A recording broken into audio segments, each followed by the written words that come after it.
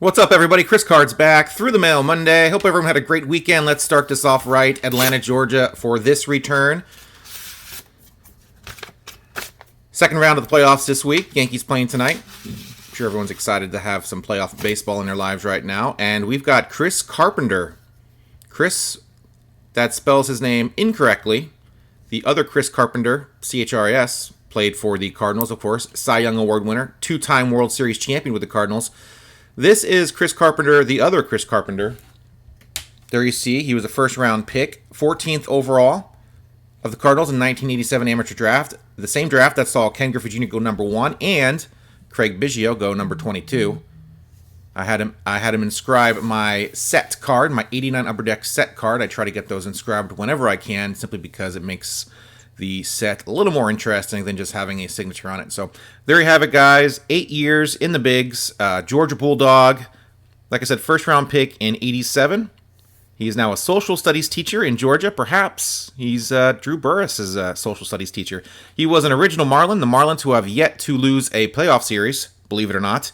He started off as a starter, 1 year as a starter. Did okay, mostly in the bullpen, though, after that. As you see there, the Cards, he was with the Rangers for a bit, as well as the Brewers. I think he ended his career with the Brewers. Not very good stretch with the Brewers.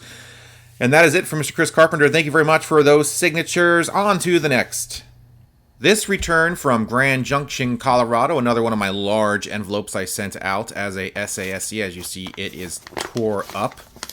I don't think these sorting machines take too kindly to these larger envelopes. This one is... I'm just lucky there's cards in here.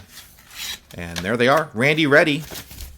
Randy Reddy, 13-year career in the bigs. A utility infielder who could hit for a little bit of average. Mostly played for the Phillies for 5 years. Padres for 4. He went to the Phillies in a trade that also brought over beloved Philly John Kruk to the Phillies. And there you go. 4 signed nicely. His personal life was pretty much dreadful. He had 3 young sons when his wife had a heart attack in 1986 and became a vegetable.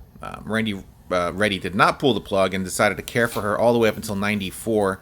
Once he realized her condition wasn't going to improve, he made the difficult decision to divorce her. He got remarried, had 3 more sons. Now this guy's got 6 sons. He sued the doctor that prescribed his former wife a weight loss pill back in the 80s, in which caused her heart attack. Won $24.7 million from that lawsuit after taxes and lawyers' fees. All that money went to his former wife's long-term care. So, interesting story. This guy had a lot of stuff going on. So there you have it. Longtime coach and manager in the minors as well. More than just a cool name, Mr. Randy Reddy. Thank you very much for these returns. On to the next. Next return coming to us from New Jersey, where I spent the first 15 years of my life before my parents were like, man, our property taxes are crazy. We're moving. I was not very happy about that as a child, but looking back now and looking at Zillow, I would have done the same thing. Super high property taxes there.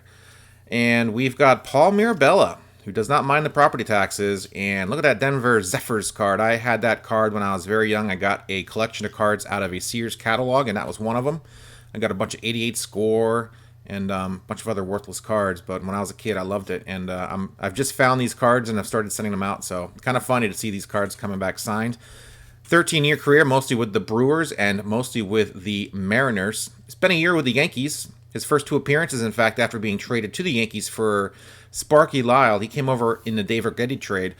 He relieved Goose Gossage, who blew back-to-back saves. Hall of Famer Goose Gossage blowing the saves for the Yankees in 79. Mirabella came in to clean up his mess and didn't do a very good job doing it. Actually, the second appearance, the very next day, he did get an out, but the guy that followed him in relief gave up the game-winning hit. So a lot of bad luck that year, but it is what it is. Very decent reliever for the most part.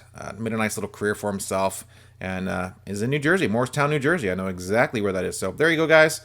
Paul Mirabella, there's his info. On to the next.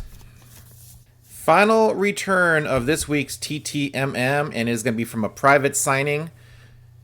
Return is from Philadelphia. I put those canine stamps on all of my private signing, so I kind of had a clue. Don't want to get you guys all excited with a potential address and then tell you got to pay for it through a private signing. But this guy cost me, I think it was $10 a card, and then $10 if you wanted an inscription. So this cost me $30 for these 2 cards. 1989 Upper Deck. This is for my set. And there it is, Greg Jeffries. He signed my rookie checklist from 89 Upper Deck. The one I tried to have Doug DeCenzo sign that he didn't. And then there's his 89 Upper Deck base card. This was not... he was supposed to inscribe the base card, not the rookie checklist. So that's kind of a... it looks cool nonetheless, but the base card was supposed to have the inscription on it. Did not happen. Greg Jeffries, 14-year career. He was well hyped in New York. Of course, it was New York City, so he was a 20th pick overall in the first round of the draft in '85. The same draft that saw Will Clark and Chris Gwynn, B.J. Surhoff, Walt Weiss, Barry Larkin, Bobby Witt, Barry Bonds all went ahead of Greg Jeffries, but of course he was drafted by New York, so there was always a lot of hype behind him. His teammates did not like him very much. I guess they thought he had a big head on him, and he didn't produce. He didn't deserve the big head considering how little he produced. He didn't really have a place to play in New York. He was eventually shipped out of New York in 91, sent to the Royals along with Keith Miller for Brett Saberhagen and Bill Pecota. And that was the end of his tenure as a New York Met. He had a pretty decent career, hit well for average, not too much for power.